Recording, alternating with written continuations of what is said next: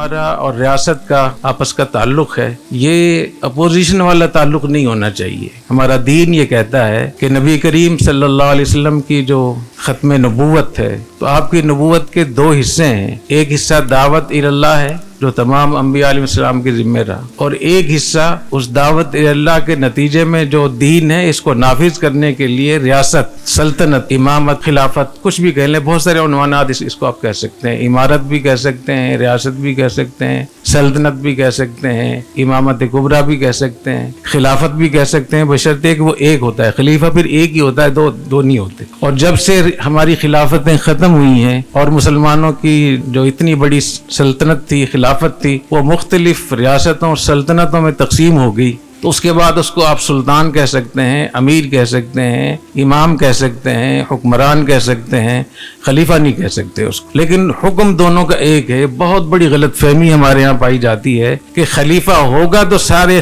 دین کے سارے احکام ہوں گے. تو ماشاءاللہ آپ حضرات علماء ہیں، آپ دیکھیں درس نظامی میں، سیاستہ میں، شرح العقائد میں اور العقیدہ الطحاویہ میں جہاں جہاں عقائد کی بحث ہے، جہاں ابواب ہیں سیرت کے، اطاعت کے، سمع و طاعت کے، خروج کے، ائمۃ الجور کے، بیعت کے، اس کو دیکھیں اس میں کیا لکھا ہوا ہے. تو اگر خلیفہ نہیں ہے، حکمران ہے، خلافت نہیں ہے، سلطنت ہے، ریاست ہے، دونوں کے احکام ایک ہیں. جیسے خلیفہ پر یہ لازم ہے کہ وہ شریعت نافذ کرے، ایسے ہی حکمران پر بھی نافذ ہے کہ وہ قرآن و سنت کو نافذ کرے.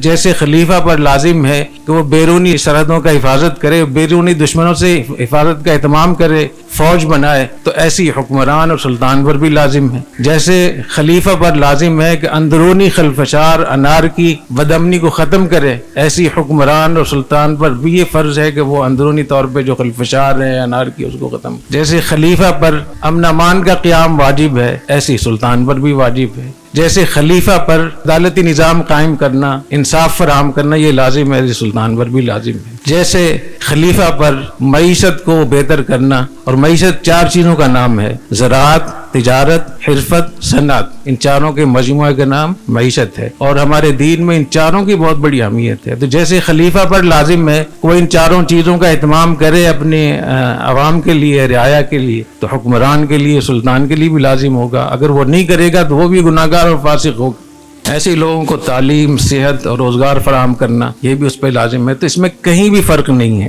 بالکل اسی طریقے سے جیسے خلیفہ کی اطاعت واجب ہے جائز چیزوں میں، انما الطاعۃ فی المعروف، معروف چیزوں میں اطاعت ہوتی ہے، حرام چیزوں میں، ناجائز چیزوں میں، غیر شرعی پالیسیوں میں اطاعت جائز نہیں ہوتی. تو جیسے خلیفہ کی اطاعت جائز ہے، ایسی حکمران اور سلطان کی اطاعت بھی ویسی واجب ہے. اگر خلیفہ نفیر عام کا حکم دیتا ہے، کسی ملک نے حملہ کر دیا ہے، یا زلزلہ آ گیا ہے، کوئی سیلاب آ گیا ہے، تو جن لوگوں کو وہ کہے گا کہ سب لوگ اپنے کام چھوڑ کے اس میں جائیں، تو جیسے خلیفہ کے لیے خلیفہ کا حکم واجب العمل ہے، ایسی سلطان اور حکمران کا جو حکم ہوگا وہ بھی واجب العمل ہوگا. اور 800-900 سالوں میں 656 ہجری میں خلافت بغداد کا سقوط ہوا ہے. اس کے بعد سے پوری امت مختلف ریاستوں میں بٹی ہوئی ہے.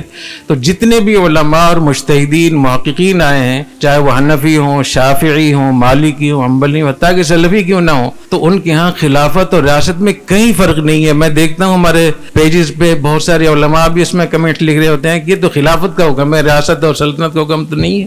بھیا آپ لوگ کیا پڑھتے ہیں؟ جو کتابیں پڑھ رہے ہیں درس نظامی میں، اپنے نصاب کو تو پڑھ لیں کیا لکھا ہوا ہے اس میں. تو ایک بڑی پالیسی یہ رکھی گئی ہے کہ ہم اپنی ریاست کے ساتھ وہ رویہ رکھیں جس کا اللہ رسول نے حکم دیا.